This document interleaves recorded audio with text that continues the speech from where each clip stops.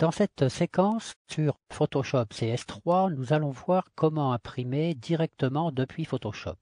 Je suis actuellement sur le bridge, je vais ouvrir cette image et demander tout de suite une impression. On reviendra après sur la mise en page.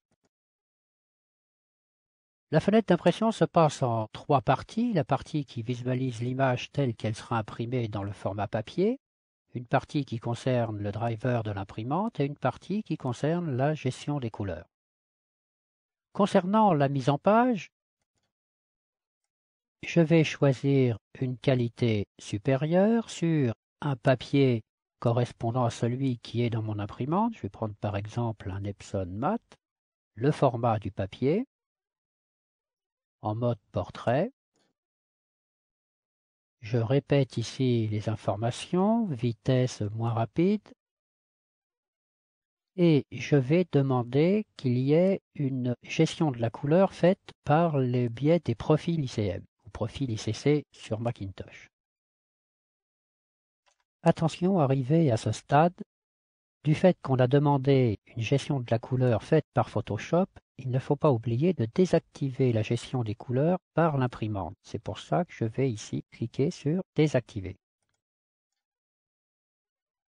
Concernant la position de l'image, je vais ici soit centrer, soit déplacer mon image dans le format. Je peux évidemment l'ajuster au format papier ou au contraire lui donner un agrandissement si nécessaire. J'ai ici une case intéressante qui me permet de voir le rendu de la couleur, la différence de rendu que j'aurai par rapport à un papier ou un autre, et d'afficher le cadre ou non. Concernant maintenant la gestion des couleurs, je vais indiquer quel est le profil du document. Ici, je l'ai en automatique. C'est un document qui a été fait dans un espace de travail Adobe RVB. Et j'ai ici deux solutions. Ou bien je laisse l'imprimante faire les meilleures couleurs possibles par rapport à l'original, ou alors je fais de l'épreuvage. De l'épreuvage, c'est-à-dire que je vais simuler un profil ici d'impression offset sur papier couché. C'est en fait le profil qui est dans les préférences de Photoshop, préférences couleurs, dans l'espace de travail.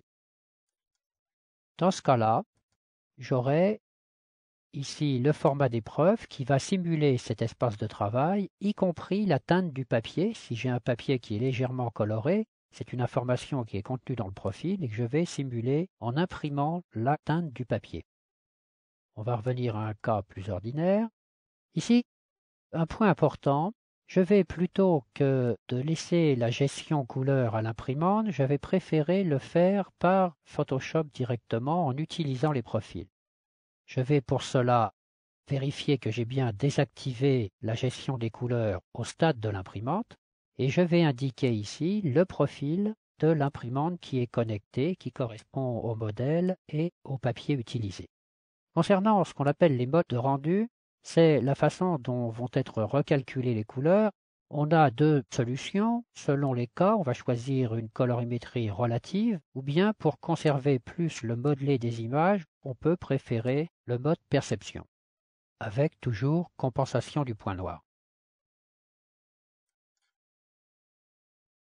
Je retrouve ici mes différentes informations. Je pourrais encore changer le nombre de copies, quelques préférences, et je peux maintenant imprimer.